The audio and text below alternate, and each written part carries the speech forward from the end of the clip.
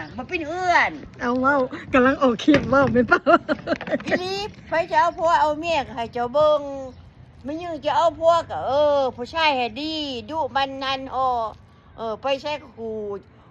ข่อยไปนี่ก็เด้อแม่มึงเอ้ยนางเอ้ยน้องเอ้ยอายไปหันไปนี่เด้อบอกบ่แม่นจะลักไปให้เมียซอกหาออมเฮือนนี่ก็บ่ดีผู้ชายหูจักเบิ่งเฮือนเบิ่งซ่านหูจักจบจักแต่งละว่าไม่ได้บางคนนั่นมันยิ่งก็คือกันผู้ชายคือกันเด่นชุลุงเฮือนป้าเธอแต่งโตป้านั่งฝ่านั่งแผ่นดิน เขามาเฮือนหันใจก็บ่ได้หาหม่องโปนตีนก็บ่มี6 คือดุงเสือนี่โอ้ยเธอยังคอยละไปอันเฮือนหมู่ปวดเหนียวจนอ่องสิแตกว่าวันแจ้งบ่อายแล้วขอยเว้าชื่อเด้อแม่ปวดเหนียวคืออ่องสิแตกเล่นขึ้นไปว่าสิไปเหนียวไปเบิ่งห้องน้ำว่าจันหมิ่นบ่หมิ่นน่ะมีแต่ผมเต็มนึงอด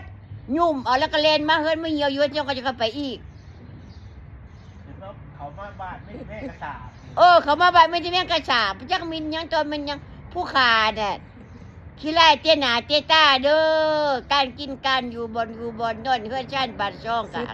พอไปพอมาอยู่สุดยอดความสะอาดก็บ่ได้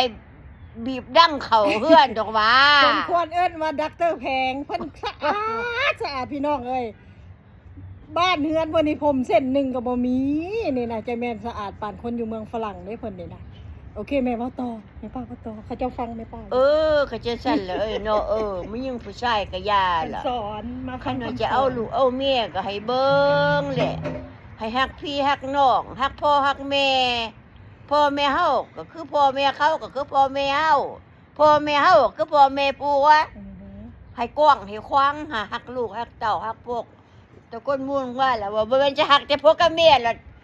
จำอยู่หั่นว้าวได้ข่อยเด้เป็นสิทธิข่อยก็บ่เอาอันนั้นมันบ่ดีแล้วล่ะคนนี่แม่เจ้าบอกลูกบอกหลานบางคนหั่นเขามาอยู่น้ำแรกก็ฮักเขาก็ฮักคือลูกคือเจ้าเนาะถือว่าเป็นลูกตัวเองก็ฮักก็แท้เอาว่า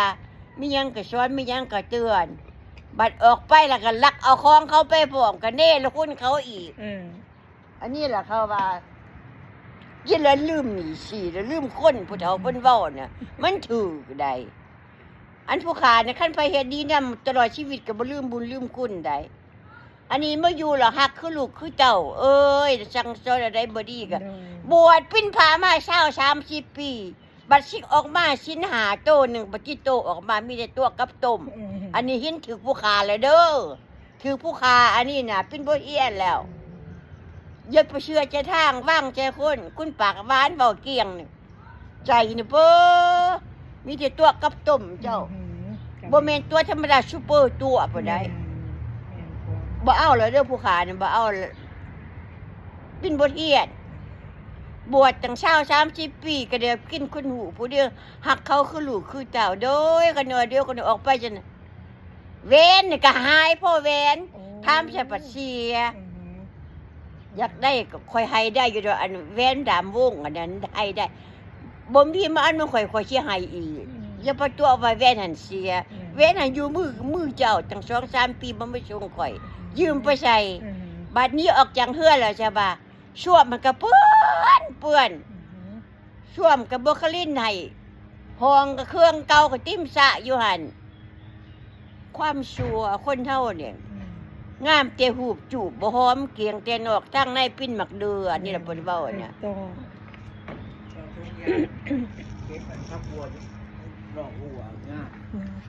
ขอบใจย่าแม่แพงเด้อเพิ่นให้คำคิดคำเห็นมื้อนี้ย่าแม่แพงเพิ่นเว้าถูกหมดเพิ่นเป็นย่าแม่ก็สมเป็นย่าแม่อีหลีอีหลอ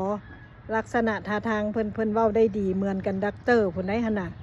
ความเพิ่นเอาใจใส่เห็นเพิ่นมาตั้งแต่อยู่ล็อกฟอร์ดนี่แม่นอีหลีอีหลอเพิ่นฮักแท้ทำจริงเพิ่นบ่ตลอตะแหลกับไผเบิดย่าแม่แพงผู้นี้น่ะขอน้อยขอบใจย่าแม่แพงเด้อให้ย่าแม่อยู่ดีมีแฮง